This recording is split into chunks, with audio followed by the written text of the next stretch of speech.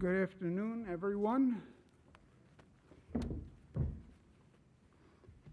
It's our pleasure to be at the Upstate Medical Center today.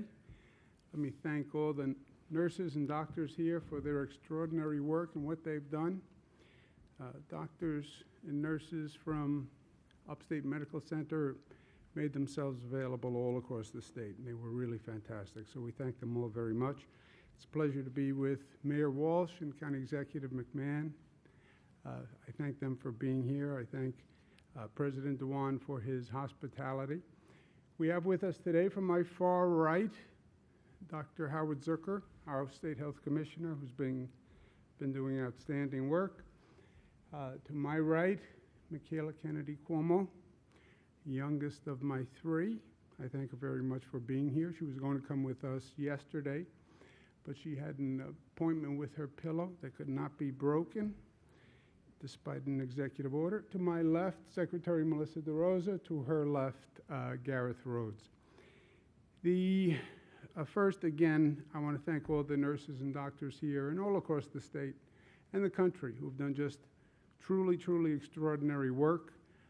Thank you for being with us this afternoon. This morning, I wanted to make sure I could watch the hearing that was going on in Washington to see if there was anything that we could learn. Today is day 75. Feels like a lifetime, but it's 75 days since we had our first case. You can see so far so good in terms of the continuing decline in the total number of hospitalizations in the state. On the 3-day rolling average also, the number of intubations is down, and that's really good news. The number of new cases, which is what we're watching, these are the new cases statewide, new diagnoses, people who are in hospitals who test positive, or people who walk in the door who test positive. It's much, much better than it was. The number of lives lost is also down, still terrible and tragic, but headed in the right direction. So all the arrows are pointed in the right direction. And we're basically right back to where we were before we started this horrific situation. The question then becomes reopening. It's not a question of reopening or not. Everybody wants to reopen. We have to get back to work. People need a paycheck. The state needs an economy. People have lives to live. So everybody wants to reopen. The question is how you reopen. And from the national experts, global experts, make sure you don't reopen too soon. What they mean to be saying by too soon is you have to reopen intelligently, and you have to reopen in a calibrated way. Nobody says don't reopen. They say just be intelligent about the way you reopen. Follow the data, follow the science, follow the facts, follow the metrics. We know enough now to know what happens, that every action has a reaction. If we do this, then this will happen. We've lived this enough. So based on what we know, make sure we're being intelligent, not emotional, not political, not based on feelings, but based on facts. And learn the lessons of other people who have gone through this. Other states have gone through it. Other countries have gone through it. There are experiences that we can learn from. Educate yourself. And be smart. Be smart. Check the data on a daily basis. And we have the data on a daily basis. We put together a very elaborate reporting system on testing data, on hospital data from all across the state. That data is now available on a daily basis, and you can track that data and know exactly where you are. It's like taking your blood pressure every morning. It's like getting your cholesterol count every morning. You can know exactly where you are every morning. And not just for the elected officials, not just for government. This is all about what people do. This is about what citizens do. And what the elected officials are trying to do, what I'm trying to do, is to inform the citizens so they can better protect themselves. And they know what decisions they should make. And that's why all the information we're accumulating, we're making it in a very transparent way. And I hope people get up in the morning, they have their cup of coffee, and they go online to find out where their county is, how are they doing, and calibrate their behavior that way. The state has developed a very elaborate dashboard of relevant local information. They told me they were designing a dashboard. I got very excited about it. I sent them a picture of what I think is one of the really iconic dashboards, 1967 Corvette, arguably the most beautiful dashboard. I said they should consider that design when they were doing a state dashboard. They came back with this design. It's a New York State dashboard. How it in any way mirrors a dashboard from a 1967 Corvette, I have no idea, but how can government be expected to have the same artistic design that we had 50 years ago? So here's the state dashboard. You notice the iconic design and curves and art that was used in it, but it has all the information, even if it's not the most artistic, and it has all the information for all the regions statewide, so every region can compare themselves to where other regions in the state. Right now, by the criteria that we have, which is basically from the federal CDC, we have certain regions that are poised to reopen tomorrow, other regions where the numbers do not suggest they're in a position to reopen. And this is all based on the metrics and the numbers. How many hospitalizations do you have? Are the cases going up? Are they going down? Do you have your testing in place? Do you have your tracing in place? And obviously, we have different rates of infection across the state, hence the variance in opening times.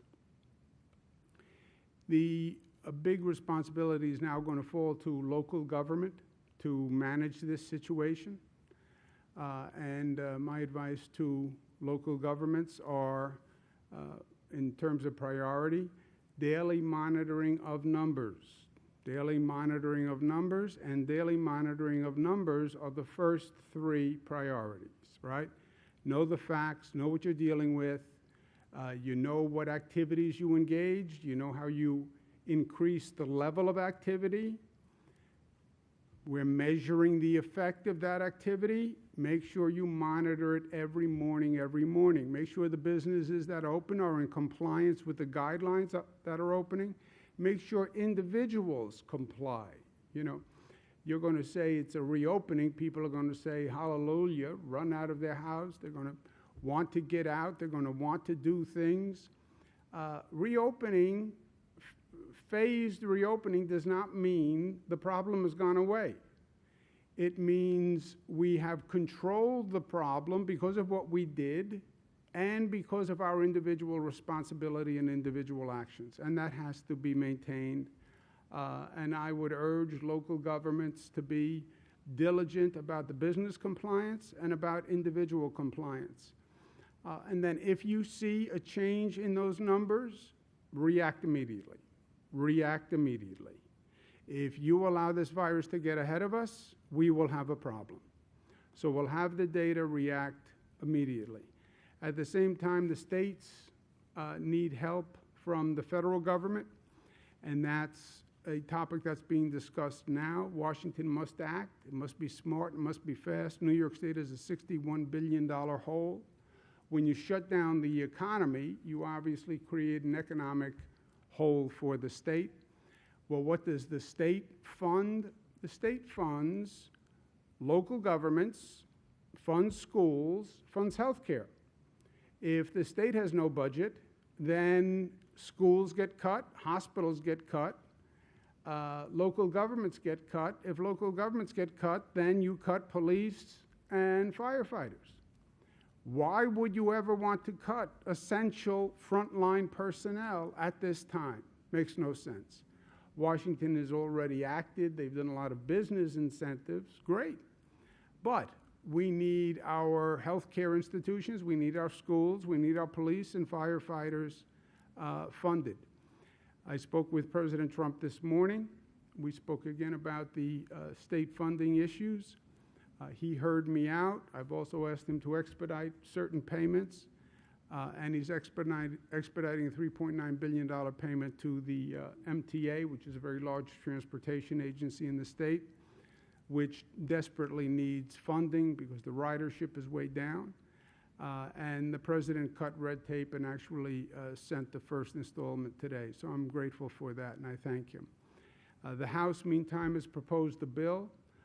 The bill does a lot of good. It funds state and local aid, $500 billion, to make up for those shortfalls. It funds testing. Everybody talks about testing, tracing. Those operations have to be put in place, and New York State will wind up hiring thousands of tracers. We need funding to do that. I understand it's our obligation. States are in charge, governors are in charge, but we need help with funding. And the House bill repeals the SALT tax change that was made in Washington about 3 years ago. And that tax change that they made cost New York State billions. The House bill repeals that change, which is a significant benefit to this state. And ironically, the states that were most hurt by SALT are the states that have the most pain from the COVID virus. So repealing SALT actually is, in my opinion, the best thing you can do to help the states that are now battling the COVID virus. In New York State, the SALT repeal increased our taxes $12 to $15 billion, just New York State. We now pay $12 to $15 billion more every year to the federal government, believe it or not. So that would be a major boost. But Washington has to act, no delay, no special interests getting priority or special treatment here. And when we're doing these corporate bailouts, make sure we don't make the mistake we made in 2008, where we gave corporations large bailouts and the corporations took the money and paid themselves with the money. I was Attorney General at the time. I brought cases against corporations that took the bailout and gave themselves all a pay raise. Why should the American taxpayers now bail out corporations unless they're going to rehire workers? I'm afraid you're going to see corporations that will not hire back the same number of employees. They're going to use this pandemic as a way to restructure or get lean. If a corporation is going to take government money, they should rehire the same number of workers they had before. I did an op-ed in the Washington Post to that effect. But I believe that should be a condition across the board. Any corporation that gets money from the government, from the people, should hire back the same number of workers. If you want to lay off workers, don't expect the taxpayer to subsidize you laying off workers. And if there's a moment in our modern history where we can get out of this partisan gridlock, hyper-political moment, now is the time. My position of funding for state governments is not a Democratic position. There's an organization called the National Governors Association. It's Democratic governors, it's Republican governors. The chairman is a Republican governor. I'm the vice chairman.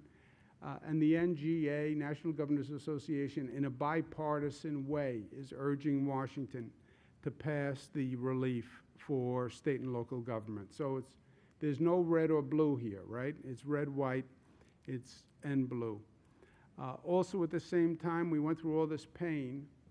People talk about reopening. I want to set the bar higher. It's not about just going back to where we were. Let's use this as a moment to grow and to get better. Let's learn from the pain that we went through. And I talk about reimagining New York, and let's use this as a moment to reimagine our education system, our telecommuting, our telemedicine, a better public transportation system, a better public health system. and take this experience and grow from it, right? Life will knock you on your rear end. That's true. But do you get up, and do you get up smarter? And that's the moment we're at. One of the lessons we learned, and I was speaking about it in the hearing today, we should never again be in the position where we don't have medical equipment, where we're facing a pandemic, we're facing a major public health issue, and we don't even have basic equipment for nurses and doctors. And so much of it came from China, and governors such as myself are trying to figure out who do we know in China to get masks for nurses in our hospitals. I mean, it was terrible what we went through. It's a matter of national security. And I want to make sure that we in New York are actually leading the way. Let us start manufacturing here in this country, in this state, masks and gowns and drugs and the ventilators and the tests we need. And let New York start, and we already have. But we should never again as a nation have to scramble the way we scrambled. We are now aggressively courting businesses, incentivizing businesses to build, to manufacture medical equipment here in this state. And the state will partner with corporations to do that. So if you want to start, grow your business, expand your business, manufacturing masks and gowns is not the most difficult situation technologically. The volume is the problem, the quantity. But we want to develop that here in this state. And then with this virus, we must remain vigilant because we're still learning. Facts are in many ways still continuing to change on us. And while we're learning, the virus is still learning also. We have a situation that is serious and concerning, which is these COVID-related illnesses in children. Department of Health is now looking at 110 cases of a COVID-related illness in children. It's similar to what they call Kawasaki disease or toxic shock-like syndrome. We've lost a 5-year-old, a 7-year-old, and an 18-year-old girl to this disease. New York State and Department of Health are at the forefront nationally, if not internationally, in looking at this. And the Department of Health, good work of Dr. Zucker, they've had a number of telephone conferences, web conferences. 16 other states now see cases that they're investigating. Once Department of Health explained what they've been looking at. 6 European countries are now looking at the same situation. And I expect this is only going to grow. Parents should beware, and parents should be informed of this. The key is prolonged fever. And then you see on the chart the other symptoms that parents should look for. Also, it tends to present in children who were exposed to the COVID virus and actually now have the antibodies from the COVID virus or still test positive for the COVID virus. So if you have a child who has a fever, who you think may have been exposed to the COVID virus, a person who had the virus or you found out later came down with it, and you see these symptoms, then you should take action. New York State has published today online the first in the nation criteria for healthcare professionals to isolate, define, identify this syndrome, and test for it. But it is very important. Right now we have it affecting children from less than 1 year old, so infants to 21 years old. Okay, that's it. When you look at over the 100 cases, that's the span, which is obviously a very frightening development. There's more information on the website. Last point standpoint of personal opinion, I'm the governor of the state of New York, and I take that responsibility very seriously. I'm honored to be governor. I work at it 7 days a week, 24 hours a day. But in many ways, before being governor, I am a son, I'm a brother, I'm an uncle, and I'm a father. And as a parent, as a father, I just want to make sure I'm communicating, especially this last situation, to the people of the state and beyond. This virus has been ahead of us every step of the way. I can't tell you how many quote-unquote facts I was told that then changed, right? When the virus started, the virus was coming from China. Everybody was looking at China. Turns out the virus came from Europe, and nobody told us. When this first started, if you had the disease and recovered, you then had antibodies, and you were immune. My brother had the virus, recovered, so he had the antibodies. We were told, well, then you're immune from getting it again. And we had plans to have people who tested for the antibodies, they could go back to work because they were immune. And the facts changed. You know what? Maybe they're not immune, or maybe they're only a little immune, or they're partially immune. Then we were told children are not affected by the virus. That was the only good news, by the way, in the whole first evaluation. Children aren't affected. Okay, now maybe children are affected, and we just didn't know it. Okay, well, what do we know now? Well, we're studying 100 children from 1 to 21. Okay, Michaela, my daughter, is 22. Well, we only have people up until 21, so she's okay. Yeah, until we have someone who's 22, or 23, or 24. So the facts change. I have done my best to give people the information that I know. But I want you to have the same caution flag that I live with.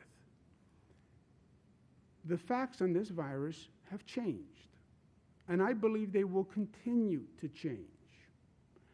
So take this all with a grain of salt, and my basic point is, do not underestimate this virus. It has beaten us at every turn, and it has surprised us at every turn. Don't take it lightly. Don't underestimate it. I believe the facts will change as we go forward. The more we learn about the virus, the more the facts change, and the worse it gets. There has been no news since we started this where we were actually too cautious or too concerned. All the news has been bad as far as I'm concerned. So with all this information, with all government is doing, hearings in Washington, all this, you know who's going to protect you? You are. You know who's going to protect Michaela, 22 years old? Michaela being informed. Michaela understanding. I like to think with a little advice from a parent, which she discounts 99%, but maybe 1% of the advice communicates. Michaela's graduating from college this year. They closed the college. She said, you know, a lot of people are having parties and they're having graduation light events. Should I go? You know, 22, you can't tell them anything at 22. I couldn't tell them anything at 21, 20, 19. But I said, well, here's the facts. This is what we know. And is it worth the risk to do it? And Michaela's made all the right decisions.